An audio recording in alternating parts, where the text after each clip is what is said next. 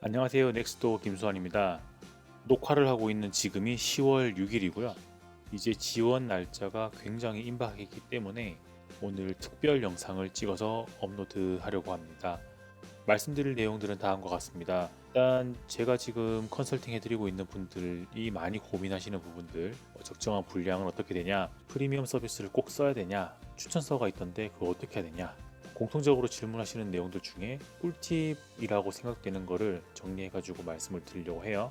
우선 서류 제출 기간이 굉장히 임박했다라는 말씀을 드렸는데 오늘이 10월 6일이니까 10월 11일에 최종 제출을 해야 되는데 이게 10월 11일에 발송한 날짜가 아니라 사무실에 도착한 날짜 기준이거든요. 그래서 이거를 만만하게 보시고 다음날 빠른 등기 이런 걸로 보내야지 라고 생각하시는 분들은 이 날짜를 굉장히 좀 유념하셔야 돼요. 저는 빠른 등기 하려고 우체국에 갔다가 일정이 좀 타이트할 것 같고 관련한 우편물들이 굉장히 많기 때문에 직접 찾아가시라라는 말씀을 들었었고, 그래서 그 다음날 연차를 내고 아침에 찾아가서 서류를 제출했던 적이 있습니다. 그게 이제 고려대학교였고, 연세대는 보통 상대적으로 고려대보다는 일정에 약간 여유가 있습니다. 10월 25일까지라고 올해는 되어 있는데 연세대는 일단 서류를 고려대학교 쓰고 난 다음에 그 서류를 조금 튜닝해가지고 제출을 했기 때문에 연세대 같은 경우에는 큰 문제가 안 됐던 걸로 기억을 합니다. 하지만 고려대가 제일 빠르고 통상 이 임박한 날짜를 빠른 등기 이런 걸로 보내려고 했다라고 생각을 했는데 내일이 마감이다. 인 경우에는 그냥 반차 내고 직접 들고 가시는 것을 추천드립니다.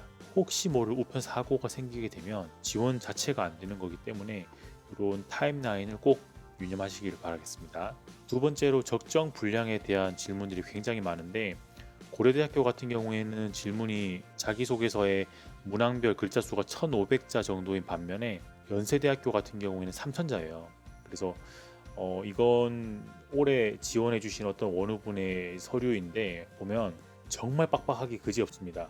근데 심사관들도 사람이기 때문에 이렇게 글자가 많이 써 있는 자소서를 하루 종일 보고 있으면 아무것도 눈에 들어오지 않을 거잖아요. 그렇기 때문에 적절한 분량을 좀 고려를 해서 써야 된다라는 말씀을 드리고 싶은데 그러면 얼마나 써야 되냐라는 질문을 하실 수 있잖아요. 이분 같은 경우에는 제가 지금 이제 피드백을 최근에 드렸던 분인데 피드백에 대해 가지고 다 반영을 하는 과정에서 글자 수에 대한 질문을 주셨어요. 고대는 이제 1500자 기준인데 이 1500자를 꽉 채워야 하냐. 사실 1500자까지 쓸 수 있는데 뭐 200자, 500자 이렇게 써내면 그건 되게 무성의 할 수 있잖아요. 근데 1500자 내라고 했는데 3000자를 꽉 채워버리면은 굉장히 눈이 피곤하셨단 말이죠. 이런 서류처럼 말이죠. 그러면 1500자 제한이라고 했을 때 꽉 채운 것보다 굳이 길게 안 들리고 한 1000에서 1200자 정도를 짜임새 있는 구성으로 쓸 수 있다고 하면 이게 성의도 있고 읽기도 좋고 정리도 된 것 같고 이렇지 않을까라는 의견을 드렸고요. 그리고 이 분량 자체가 중요하다기보다는 제가 이 자소서를 굉장히 많이 읽어보는 사람으로서 1500자를 꽉 채워가지고 내도 잘 눈에 들어오는 게 있고 1000자 정도의 분량인데 이게 무슨 소리인지 눈에 전혀 안 들어오는 그런 글들도 있거든요. 그래서 분량보다는 가독성, 내가 하려고 하는 말이 명확하게 쓰여 있는지를 좀 먼저 고려하시는 게 좋을 것 같습니다.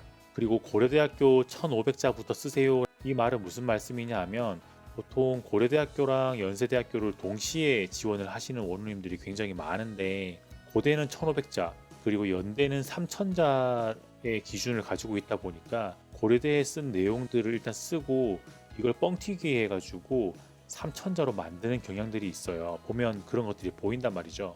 근데 앞서 말씀드린 것처럼 1500자 내용을 부풀려 가지고 이렇게 3000자로 써 놓으면 읽는 사람 입장에서는 이게 무슨 말인가 하는 부분들이 굉장히 많아져요. 그렇기 때문에 고려대학교 서류를 먼저 쓰고 연세대학교 서류를 쓸 때는 빠졌던 에피소드가 있다라고 하면 그 정도를 추가를 하지 이미 고려대학교에 써놓은 내용들을 뻥튀기 해가지고 이렇게 3000자 글자 수를 채우기 위해서 애를 쓸 필요는 없다라는 말씀을 드리는 부분입니다. 방금 말씀드린 고려대학교 1500자부터 쓰세요라는 부분은 지원자분들께 굉장한 꿀팁이 될 거라고 생각을 해요. 저한테 서류 주시는 분들도 고려대학교랑 연세대학교를 동시에 주시는 분들이 많은데 이 말은 고려대학교 쓰면서 얘를 뻥튀기 해서 연세대 썼다는 말이잖아요. 그래서 고려대학교 쓰고 여기에서 빠진 에피소드 정도를 살짝 추가하는 정도로 쓰면 아마 한 2000에서 2500자 정도 될 것 같아요. 연세대학교 경우에 그 정도면 충분할 것 같습니다.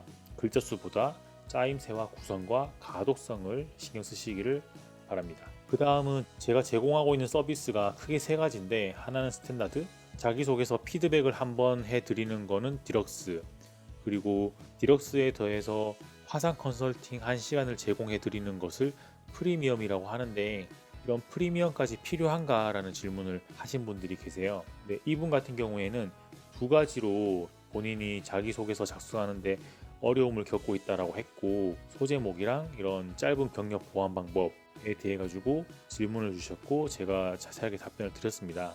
이 답변에 대해 가지고 제가 자세하게 피드백을 드리기도 했고, 이 퀄리티에 대해서 굉장히 만족하신 것 같아요. 그래서 추가 결제해서 제 피드백이 제대로 반영되었는지를 한 번 더 검증받고 싶다라고 하시던 원우님이 계셨어요. 근데 제가 굳이 피드백을 한 번 더 받는데 돈 쓰지 말라고 말씀을 드렸거든요. 제가 다른 영상에서도 말씀드리는 것처럼 MBA를 준비를 하면서 돈을 막 몇백씩 이렇게 쓰는 분들이 계시는데 그럴 필요가 없다고 말씀을 드렸잖아요. 그거에 같은 연장선인데, 비록 제 서비스라고 해도 이미 피드백을 한번 드렸고 그 내용들을 충분히 반영을 하면 자기소개서가 분명히 경쟁력을 가질 수 있는데, 그것이 제대로 반영이 된지 자신이 없어가지고 한 번 더 돈을 쓰고 싶다고 하시는 분을 제가 말렸어요. 그래서 여기 보시면 제가 드렸던 피드백이 되게 좋았고 불안감도 많이 떨칠 수 있었고 용기도 얻게 됐다라고 이렇게 말씀을 주시면서, 수전본을 추가로 피드백을 받거나 아니면 줌 코칭까지 받고 싶다고 하면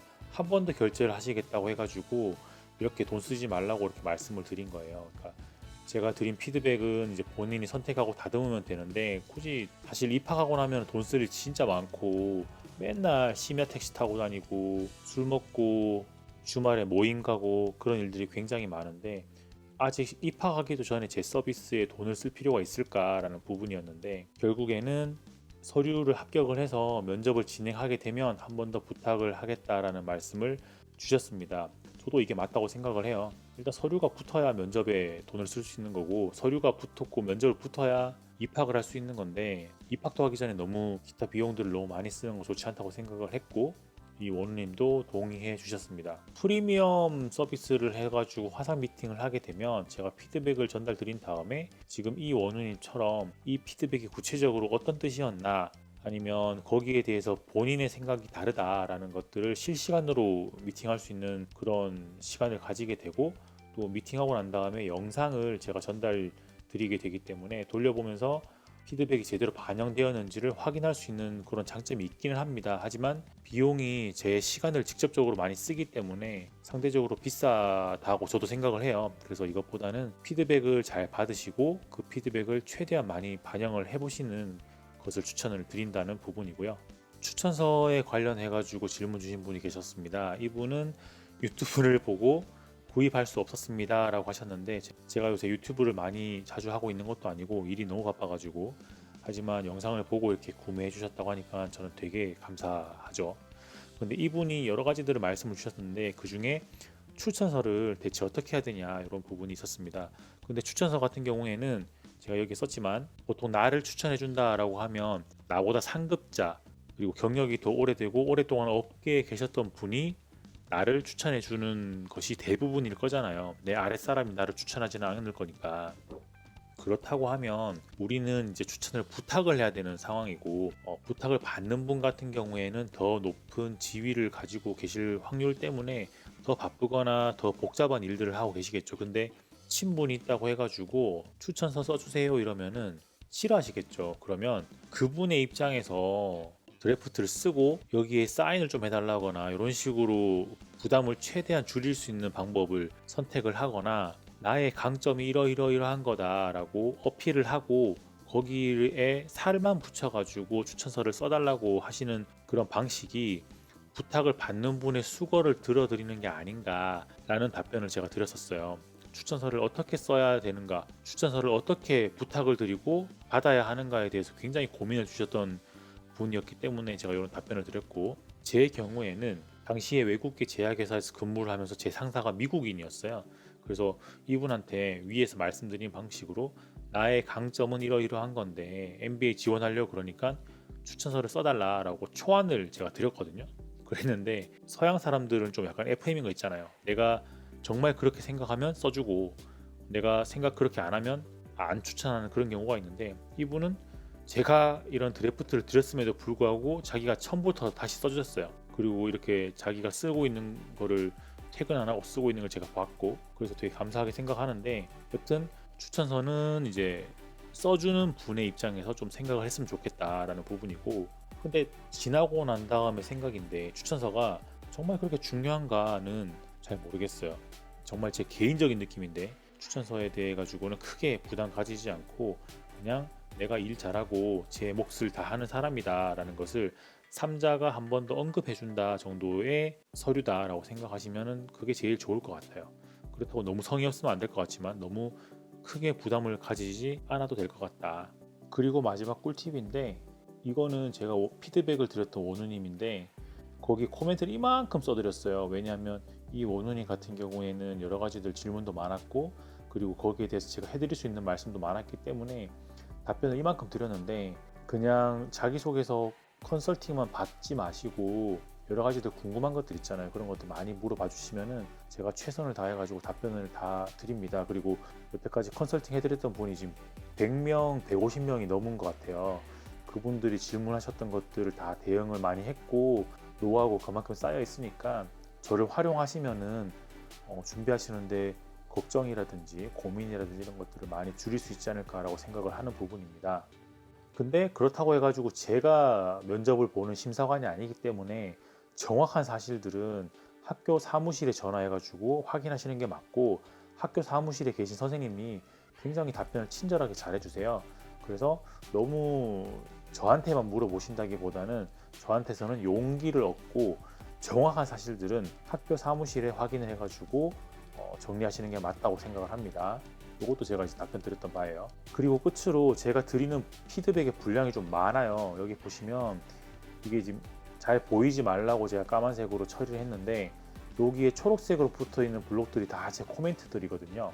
이 코멘트들을 하나하나 확인하면서 본인의 글을 수정하고, 그 글을 수정한 다음에 제가 드렸던 전체 오버롤한 그런 피드백들이 제대로 반영되어 있는지를 보시려고 하면 피드백을 반영하는데 시간이 상당히 많이 필요할 거예요. 그리고 앞서 말씀드린 것처럼 제가 서류를 검토하고 피드백을 드리는데 최소 36시간 이상이 필요합니다.